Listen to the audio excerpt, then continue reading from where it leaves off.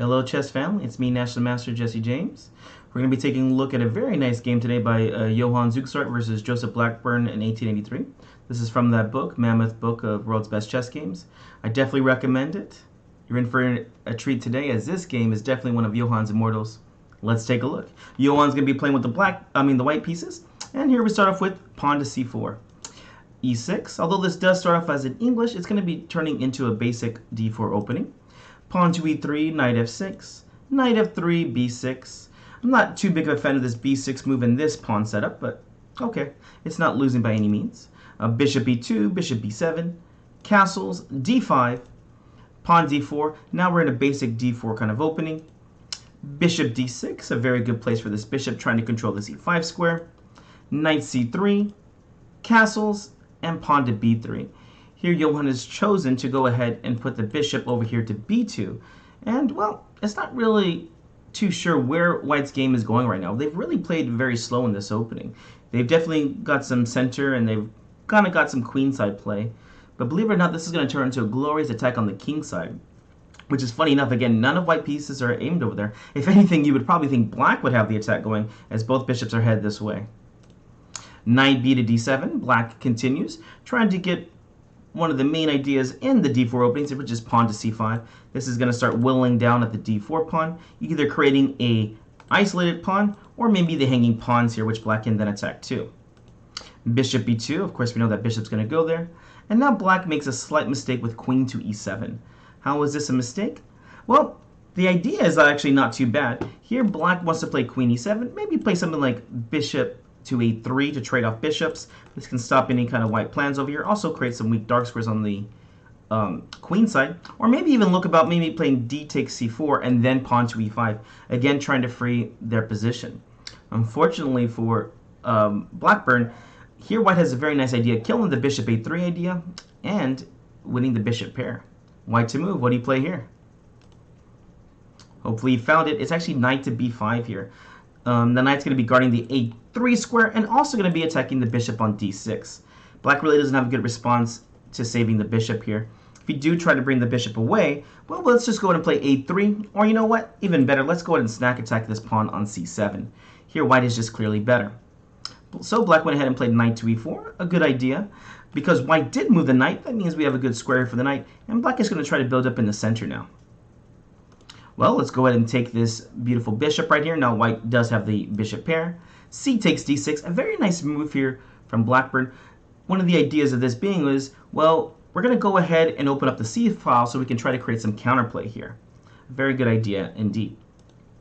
Knight f to d2, a very nice move here. A lot of beginners, if I gave them this position, I'd say, what would you do here? A lot of them would have a hard time figuring out the plan. Well, one of the main ideas in this position is this. We're trying to get control of the e4 square, but as you can see, Black has really locked it down, right? e4 is being controlled by the pawn, the bishop, and if you're not too careful, maybe even pawn to f5. So this knight to d2 is a very fine move. And if you thought about taking on e4, this is incorrect. We're not trying to take on e4, we're trying to kick out the knight by pawn to f3 and then pawn to e4. A lot of beginners here will simply just take, and this will only help out Black in these kind of situations, especially if they play something like knight d to f6, knight takes on e4, and we can even take back with the pawn here, which I like quite a bit. You can see this e4 square is theirs. Maybe even knight takes e4 is a nice move too, although I must say I'm not too fond of c takes and getting these double pawns. Notice now, because we did play this knight f to d2, it's actually a bad idea for Black to try to play this pawn to f5. Here we'll simply just go ahead and kick the knight away again with f3, and maybe builds up e4 in the future here too. So, knight f to d2, Black played knight to f6, and yep, let's kick it. Knight takes, queen takes on c4. Here there's two good moves here. How would you take back? Would you play b takes c4 or bishop takes c4? Now both of these are good moves. This is just going to help you really understand how you like to play. Most people here, if they're looking at this, are just going to always have like the same kind of ideas later on in the game. If you play b takes c4, most likely you're a long-term strategic player. And this is what I would play for the most part. I think it's a very good move, helping build up the center. If you did play the bishop takes c4, well, you're probably an aggressive chess player who wants to attack. Nothing wrong with that. Again, two different ways to get an advantage in this game. Here, bishop takes c4, as we said, as I said before, white is going to go ahead and go for that kingside attack. Pawn d5, bishop goes back to d3. Best place for the bishop. Remember, we're going to attack this h7 pawn. When the king is castled, h7 is the main weakness here. Whenever the king is uncastled, f7 is the weakness. So h7 is already under attack, and you can see both bishops are aiming this way. Here Johan really says to his opponent, I'm coming after you. So let's see what we can do here. Black plays a logical move. Rook f to c8. This is the only open c file. This is the only open file, the c file. Unfortunately for black, though, well, even though we got the open c file, where's the penetration square, or the square that's weak enough for us to get control over? Here, usually it would be the rook to c2, but as you can see, as long as the bishop's alive, black will not be able to penetrate without losing some material. Well, it's white to move. What do we play here to keep building our position? Well, we know the most important square here for white is this e4 square, as we talked about earlier. So, how do we build up for this? Simple chess. Let's develop our last piece and get enough pieces to defend the e4 square. This is going to go ahead and let us push to e4, maybe even get our pawn to e5 if black is nice to us. Black continues with his idea. Rook to c7, getting ready to double the rooks. As I said before, unfortunately, this is just not the best plan here, as white has a simple bishop here. If your initial idea for white was to go ahead and play rook to c1, be careful. Although this does not lose your advantage, it does not give you any advantage. The only thing you're doing here is trading off rooks, which would help out black. When you have less space, it's a good idea to go ahead and make trades. In this case, because the game is symmetrical, other than the knight and bishop difference, you're only going to be helping out your opponent because you're making the game easier and easier to play. With less pieces on the board, the less complicated it gets. So, rook a e8, the right plan in this position. We're going to go and prepare our e4, e5 plan. Black plays rook c7 to double. Pawn to e4, of course. Here we got enough defenders here. You might think about taking on e4 here, although it can create a pass pawn here or a candidate pass pawn for the d pawn after pawn takes, f takes. This also does become a backwards pawn on an open file. So maybe you could play rook d8 or something and create an attack. But be careful. Now you do have d5 ideas, which can open up and give some double pawns, and maybe even a winning attack here. So it's a very double-edged way to play. Here, Blackburn did not want to go with any of these ideas. He just doubles up the rooks. And what do we play here? Yep, let's keep storming ahead. Pawn to e5. When you have a pawn on e5, this definitely means you should be looking for the attack, as we're going to be attacking this knight, which is one of the main defenders for h7. The knight retreats to e8, and let's continue the attack. This is the thematic idea. What do we play next to keep building up on the king side here? Hopefully you know the idea here. Always look at your pawn structure, and it tells you which way to that you should be attacking. For white, it's very simple. We see d4, e5. This is pointing to the king side. And you look at black, f7, e6, and d5. This is pointing to the queen side. So black's trying to go queen side, white's trying to go king side. So what's the natural plan here? We want to keep this phalanx going and push our pawn forward. This is going to open up the rook and create those winning chances. We might be able to get f5 in and maybe takes, but f6 maybe is even stronger here, as it's going to ruin this pawn structure here for black. And, you know, one of the rules is try not to move pawns in front of your king. We're going to force this kind of idea. f4 with f5 idea. Beautiful. And black plays g6. Knowing the plan of f5 here, he wants to go ahead and stop it. All right, ready, attackers? What do we play now to continue the attack? All right, what was your ideas? Let's see. We have a few different ideas here. g4? Calm down there. That's way too aggressive right now. There's still plenty of ways to keep making progress in the game without making a permanent weakness like the g4 pawn. Although this could work, this also makes your king unsafe too. So you could play like this, but just know you're a very double-edged player, and there's easier ways to win your chess game. Any other ideas? Let's see here. Here I think the move that was played by Johan is just best. We're going to go ahead and play rook to e3, giving us a Capablanca rook. A Capablanca rook is when you put the rook on top of the pawns, or also known as a rook lift. As you can see here, the rook can move on the third rank above the pawns. So maybe there's rook h3, rook g3. There's lots of different ideas here, and again, we're just building up our attack. There's nothing to get crazy about just yet. Black is the one who is having a hard time creating counterplay. The knight's bad. These rooks, although they're nice, cannot penetrate, and this bishop is definitely a bad bishop, as it's just blocked in by the pawn. The queen over here on e7, not too good either. On the other hand, white's bishops are aimed at the right area. We also see that the rooks are very nicely placed on the open files, getting ready to open up.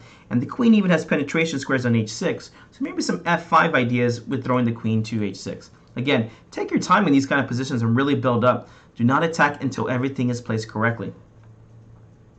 Black went ahead and played f5. Here, yeah, it's really hard to not play this move. Unfortunately, this is a big weakening on the king side for black. Here, what does white play here? If you don't play this move, the attack will take a lot longer. Hopefully you found the right move. E takes f6, of course. You don't really need to calculate this one, although you should always calculate each move, because just talking in a strategic sense, whenever your opponent tries to close a position and you're trying to attack him, you need to open it up. So E takes f6 is a very nice normal move here to open up the position. It's only going to help your bishops out, and the more trades you make, the longer the diagonals, the more the rooks look good, the queen also. All these pieces just need open files and diagonals. Knight takes f6. The idea being here for black is black's going to go ahead and try to throw this knight to e4. Gosh, what do we do now to continue our attack? Hopefully you see the next nice move here. Let's keep building up. Let's keep adding pressure. Pawn to f5, of course. Here we're trying to put pressure on the g6 pawn, maybe even e6. And, well, of course, if they go ahead and play g takes f5, we'll just go ahead and play bishop takes on f5. And we've definitely done a very good job by making this e6 weakness on an open file. And these rooks are both opened up here. A completely new position if we think about this from 5 moves ago. So black did not take back, as that is clearly better for white, and instead tries the only challenging move in this position. Hopefully you see what is black's best try to defend this position. Although Johann does create a beautiful refutation of this idea. You should definitely try this idea. What should we play here? Knight to e4. Oh, I'm sorry, so f5 got played. Knight to e4 should definitely get played here. Notice this brings into a very interesting idea. Well, this knight is definitely the best piece on the board now, so we can't let it live. It's just too many squares around us. Although, if we do trade our bishop for it, now c2 can get played and the penetration happens. What should we do here? Should we go bishop takes on e4 and allow the penetration? Maybe rook takes e4 and allow the attack? Or move the queen? Oof. Well, here Johann finds a brilliant refutation, as I said, and starts off with bishop takes on e4. Black has no better move. D takes on e4. And now you have to start getting worried here as, well, rook c2 is coming, and this can win a piece very easily, right? It's just a common fork here. Well, let's go ahead and continue our attack. We got some nice moves here. What do we continue with? F takes on g6, of course. Here, if rook c2 gets played, oof, you're gonna be getting checkmated. We'll see some of these ideas in a little bit, so I don't want to ruin it. But we'll go ahead and play g takes on h7, king h8, and no, here white is just in a winning position. I won't make the next move, as this is in the same variation later on. What's really cool in chess is if you have a good variation in one, it's just going to be good in all variations. So something that it's an idea that is good, and you want to keep track of it. Black saw this, of course, and ends up just playing rook to c2, saying, you know what, I'm going to win this piece right here. I don't see the attack coming. Johann, here we go. G takes on h7, of course, in check. The king runs to h8, making a nice umbrella pawn right here. If we take here, then the rooks can come in with check and everything, and, well, you're probably going to get checkmated very fast. Yep, yeah, very fast. So here, the king goes behind h8. It's a nice to know this term and also use it when you're defending in your positions. Because this is our own pawn, we can't take it. So it's a very good idea to use this umbrella pawn. What do we play here? The next move starts a brilliant combination here by Johann. What do we do here? Here we go. Pawn d5 check. Points if he got this one. Pawn to e5, but now real bonus points if you can find the next move here. I love these kind of moves, and man, the computer's already saying force checkmate here, which makes sense because black gets mated pretty soon here. What do we play here as white? This is one of those positions you can put on pause and look at this for a long time and analyze as much as you can. If you're trying to become a better chess player, I highly recommend it, and do not continue until you've at least studied this for 10-15 minutes and gone through some concrete lines.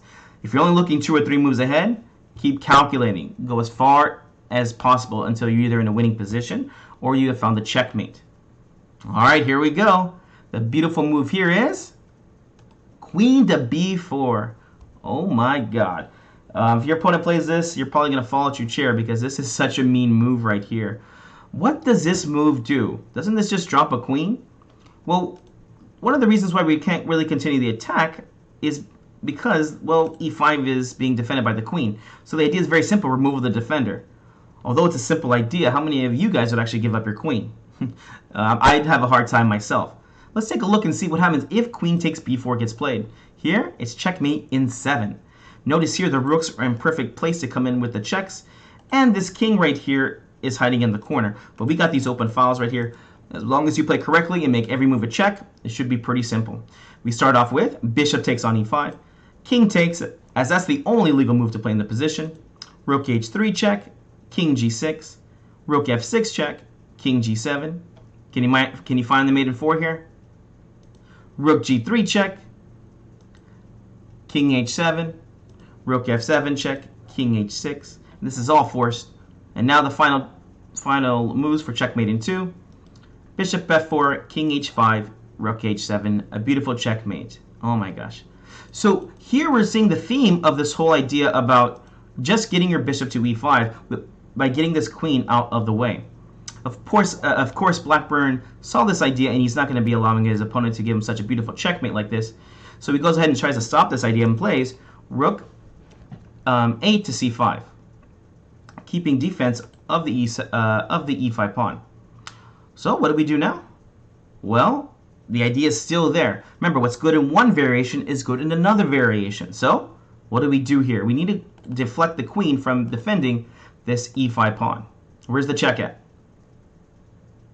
Hopefully you found it. Fortunately, the bishop takes e5 checks are not working here because queen can take. So it was this other move of rook to f8 check, again forcing the checkmate sequence.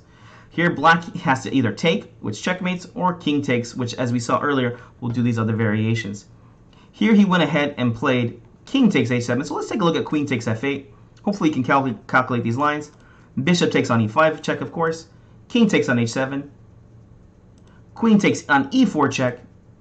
King h6, and again, just like last time, rook h3, rook g3, and checkmate in 2, 1, and 2 right there. A beautiful checkmate sequence yet again.